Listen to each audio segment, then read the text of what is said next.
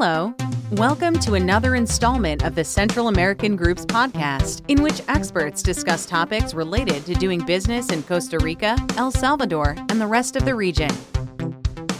Hello, and welcome to another installation of the Central American Group's series of podcasts. In these conversations, we speak to people that are within the organization and external to the organization. Today, we're pleased to have somebody that's from outside of the organization, a group called PROESA. PROESA is the foreign investment promotion arm of the Salvadoran government. Today, we have with us Javier Galdamez. He's the investment director. How are you today, Javier? Hi, I'm fine, Steve. Thank you. Could you tell us a little bit about yourself and the organization that you represent? Yes, well, my name is Javier Galdamez. I'm the investment director for PROESA. I was hired in this new government, and I've been working on investment for the past 6 years on the Ministry of Foreign Affairs, which had a different twist because it was mainly focused on the investment of our diaspora. But now I received the opportunity to bring all the good work that was done specifically on the topic of Salvadorans living abroad, but making it a little bit bigger, heavier, with a broader perspective. And now we're basically working with PROESA, which is the investment promotion agency that has mainly three pillars. One of them is exportation promotion. The other one is investments. And the third one is the PPPs, the public-private partnerships. That's interesting. One thing that we'd like you to comment on is we've all read in the U.S. here about the election of a very young president in the country. I believe he's 37 years of age. Can you tell us a little bit about the new government and what it's doing to attract foreign investment to El Salvador and make the country more business friendly? Well, you know, the President Bukele, he is very young. He's 37 years old, like you say, and he's impregnating the whole government structure with a lot of dynamics, mainly using social media in order to move and execute and going beyond of a mere promise whenever you're in a presidential campaign. Well, actually moving forward, giving results. So his main focus has been based on what you find in the private sector. It's based on results. So if you don't have results within a specific time frame, you're lost. So just like maybe the U.S. experience, Twitter it became a very relevant platform. And in this case, we are continuously being informed and continuously being generated content in order for not only the public official, but also the population is getting to know more upfront what is going on and actually what are the main aims of this new government. And within those new aims, there have been two main issues that are being treated upon. The first of them has got to do with crime rates. And there has been a territorial program that has been going on since day one. And we have been receiving a very positive feedback regarding our numbers, where you've seen that the rates have gone completely down, and that's why we received on behalf of the U.S. Embassy here in El Salvador the rating and the possibility for travel from people from the U.S.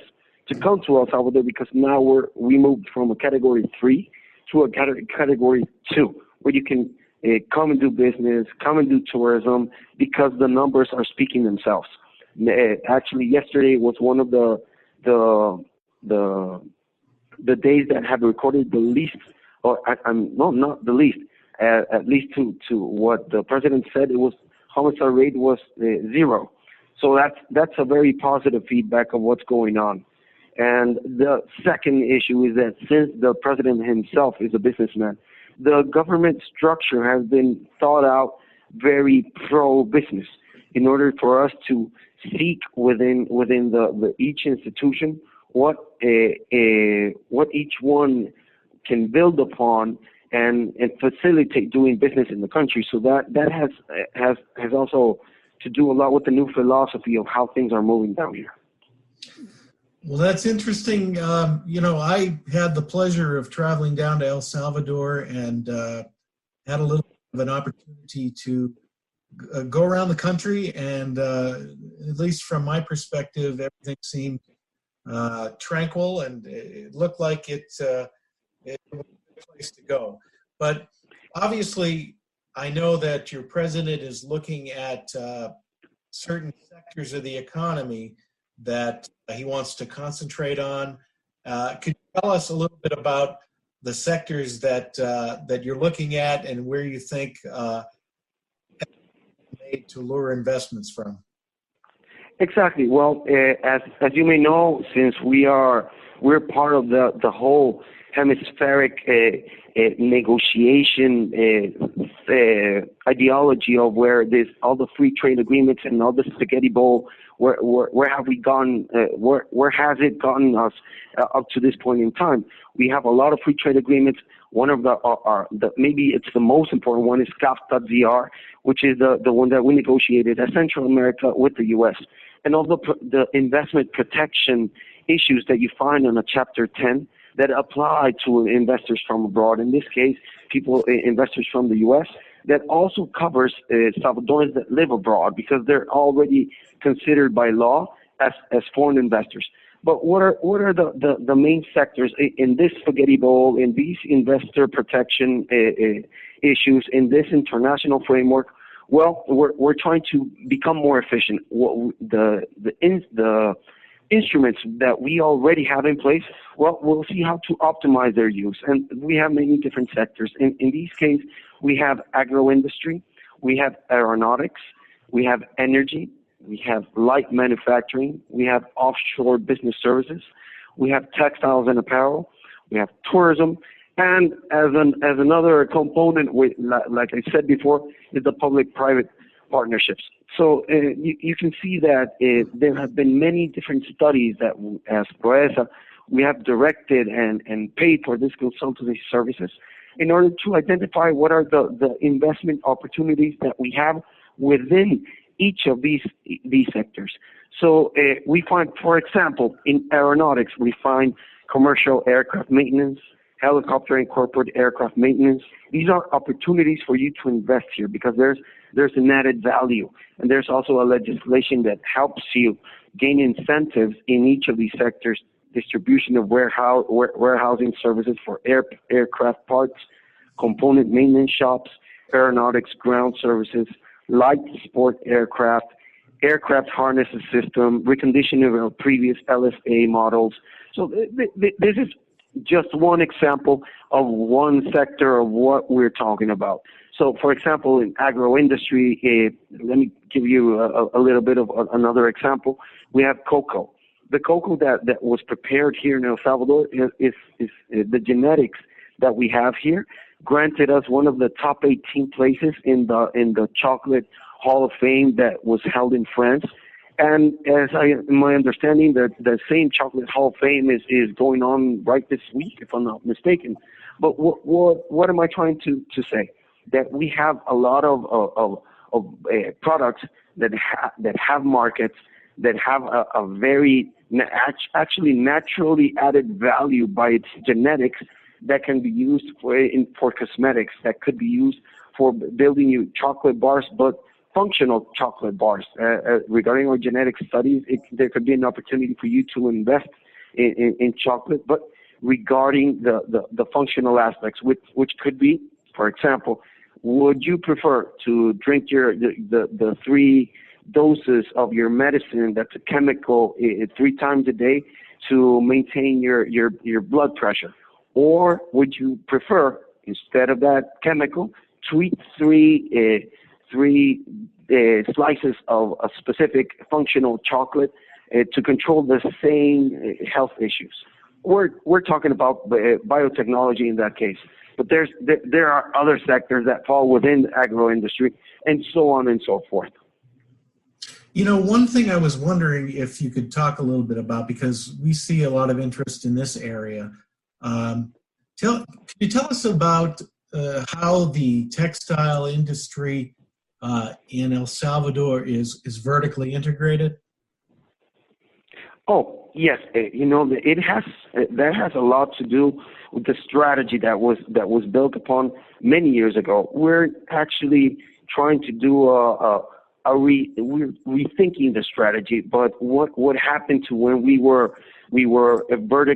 had a vertically integrated industry and ease to access markets. Well, in this case, what was done is that we did a study and found those main actors, those anchor businesses, so to speak, where you would aim your efforts and you would bring in that specific investment so that you can have a lot of added value sorry to repeat the same phrase, but within the value chain, you would place this investor, which would bring in different investors that complete the whole chain. So what we had is it's the only country that has been able to develop a full synthetic cluster in Central America. And this was done as a vice presidential effort many years ago, which is a best practice of the past, that we might be able to modernize and upgrade that strategy and bring in investors in that same aspect. For us, this sector is quite vital. It represents 46% of our country's total exports. And just in 2018, if I'm not mistaken, it was like 2,600 million of textiles and apparel products. So it's very relevant for us, and there's a lot of lessons learned in this sector. So investment opportunities in this sector, we're talking about manufacturing of yarn and fabrics, for example, or the manufacturing of knitted garments and accessories that could be also athletic wear, sportswear, performance wear, swimwear, garments that manufacture in the cut and assemble rule of origin, for example, for girl dresses, boxer shorts, sleepwear. This is a whole world. The textiles and apparel has its own logic, and that brings us to a discussion of strategy, because we're talking about all these sectors, so we should be talking about how to prioritize the efforts also, what to bring in as number one sector, what to bring in as number 2, 3, and 4, so on and so forth, and within each category to categorize the effort also. For example, if I'm going to promote and actually lure investors, well, in some cases, it may be the president himself who visits the country, who visits the business, and knocks on your door and says, "We're ready for you. What is it that you need? We have this legal structure. We have these incentives. What other issues do you want us to deal with in order for you to be able to be lured to come into El Salvador?" So that discussion is an ongoing discussion, because right now, like I told you at the beginning, PROESA is an independent, it's an autonomous institution that's leading the way regarding the investments. But there's also other structures that have to deal with this same topic, maybe from a different perspective, a different point of view. From a more panoramic point of view, it could be the Secretariat for Commerce and Investment, which is a newly created secretariat that emanates from our presidential house, and it is the one that's leading the big picture, so to speak. And on the other side, it depends on the type of investment. For example, if we're talking about agro-industry, we're definitely going to be talking to the Ministry of Economics and also the Ministry of Agriculture. But if we're talking to of other sectors, well, then other actors are going to step up and take their place in the discussions and actually make a more efficient and optimization of what we already have. There are many documentations and studies regarding each of these sectors, and tells us where the investment opportunity lies, but it's not enough. You need to go into more detail. You need to analyze what's being imported, what our industry is buying, what are our main strengths, and moving that way. So it maybe the term could also be not only strategy, but also the tactics for you to abide by. I'm wondering what kind of approach will you have from the perspective of digital marketing? I know that you're looking into at this time. Yes, you know that actually, quite literally, a professor from the MIT wrote literally the book on platform revolution, and we see that there's a lot of logic for us to enter into a 2020 year 2020 approach, where if you're not online, you might as well don't exist. So the whole government, which is something that I'm pretty proud of, that it emanated inclusively from our presidential house, where you find a specific secretariat that's going to develop a digital strategy. However, a digital strategy that's transversal to all the issues that a government has. So when we're talking about platforms, we're talking about data, we're talking about users, we're talking about competition, we're talking about network effects, we're talking about two different type of users. On one side, you find the common everyday user, your citizen, your foreign investor, whomever makes use of a governmental platform. And on the other side, you find a governmental actor, the one that brings you the service, the one that solves your problem, the one that gives you content, and generally is creating the link point for you to interact as a citizen with the government. So definitely the strategy is including a digital view of how doing business in El Salvador should be quick, should be easy, should be quite an easy access approach, and cutting the red tape with technology. If we're, as you can see, it's not only developing an investment strategy and tactics, but it also has to take into account many different perspectives and many different points of touch with our clients. We're talking about customs. We're talking about a ministry of environment that grants you the permits. We're talking about a center for a national registry where you register your enterprise as an LLC, for example, which we call Sociedad Anónimas here. So you have to integrate and make it easy. That experience that you get when doing Amazon, when buying something on Amazon. Why is it that you do it? Why is it that Amazon Prime is now so important? Because it's convenient. It makes it easy for you. And if I'm talking to you about foreign investors, there is a big word in those two in that concept. Foreign. You're not around the corner. You're in another part of the world. But we want to make that easy still. We want to make that easy for you. That doing business, the ratings and all the indexes. Well, it should make you become better, make you more efficient, and technology is definitely the way to go.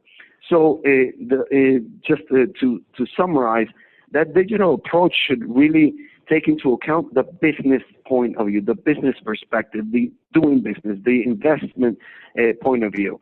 If not, the PROESA will definitely not take advantage of how the whole government is thinking, because we're glad to say that it's not only PROESA, but it's also, for example, a central bank that invested in software, hardware, around, if I'm not mistaken, like $15 million worth of hardware and software, processes that are related to an import and exports that used to take 28 days. Now with technology, it only takes you 14 seconds. And that's exactly the view that we want to impregnate every single aspect of doing business in El Salvador. So that's quite a way to go, and that's a very good example of what's going on, or what things are what is going on in El Salvador right now. It seems that given the security situation and that becoming better, and given the fact that you just explained one of the main priorities of the Salvadoran government is to make doing business in the country easier through digital means, it seems like you've got good prospects for the future. I think so, and definitely we will be trying to, make a very impactful efforts regarding to where we're going to hunt for investment. And the U.S. for us is such an important business partner that we see it in every aspect of our data. And our main business partner in economic and macroeconomic terms is the U.S. On the second place, it would be the Central American market, which is the Northern Triangle mainly. It would be Honduras and Guatemala. And in the third place, you could place the European Union. And as you can see, we are already talking about free trade agreements with each of these states. And the whole logic is to make it easy, to not discriminate a foreign investor, give him national treatment, the best treatment possible, so it's fair and equitable treatment for that investor. All those protections are already in place. You have a CAFTA, you have a Chapter 10, you have an investment law that regulates here. So there are many things in place, and you must also take into consideration specific laws that you already have granted in El Salvador. For example, an international services law. You have also a renewable energy law, which grants incentives. You have also legislation specifically for tourism, which grants you some incentives regarding a previous classification of the Ministry of Tourism that says this tourism project is important for our nation. Therefore, you're granted incentives. So PROESA is here as your liaison, is here to prepare you with information, the due diligence that you must receive regarding all the information that must be available to you to take the decision, to see the big picture, and also to see the specifics of your decision, where you should move upon. And PROESA becomes then your strategic partner from the pre-establishment phase up to the post-establishment phase. So we also grant that aftercare of our clients. We have the technology within the institution, even though it's small, but we have that client relation management system that's in place in order for us to order our processes and order our clients and give them that continuous loops and the information that you need to have right by your side before making that decision. So this should be the space in order for us to promote PROESA and actually look for us online, and then we can start working from a distance. We can have Skype calls if the conditions allow us to for our microphones and our video to properly function. But we can do those arrangements and start from home, and then we can prepare your specific agenda so that you can get to know us and get to know the authorities that are linked to what you're thinking of doing business here in El Salvador, and that's how we move upon this topic. Well, you've made it very clear that PROESA is equipped and ready to give foreign investors help in terms of navigating what needs to be done in El Salvador to participate in the economy. A lot of times we generate questions from listeners, and we like to obviously make it possible for them to communicate directly with people like you. So if there are people that are listening to this recording, if they have questions, how can they get in contact with you directly? This is quite not all that, not a practice here, but you can just write to me to my personal institutional email, and I'll be in charge of redirecting it to the specialist of your area and your business interests in order for you to have some information, have some updates, become part of the news that we also currently circulate to the American Chamber.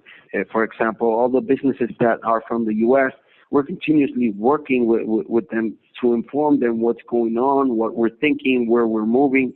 So definitely all this information should be available to you. So my email is jgaldames, that's GALDAMEZ, at PROESA, which is PROESA .gov.sat. It's J. Galdames. Okay, what we'll do in addition to that is we'll have that in the transcript of this discussion. Okay. People can get in contact with you, and like you say, if they need to be directed to somebody with a certain expertise, you'll be willing to. Definitely. And you can also check our website, which is also being renewed, but you can just find it in PROESA El Salvador. The Google will send you directly to us. That sounds great. I want to thank you for taking the time, Javier, to speak with us today, and we wish you good luck in all of your efforts in the future. Thank you so much, Steve, for the opportunity. You're welcome, and have a great day. Okay, take care. Bye-bye. Bye now.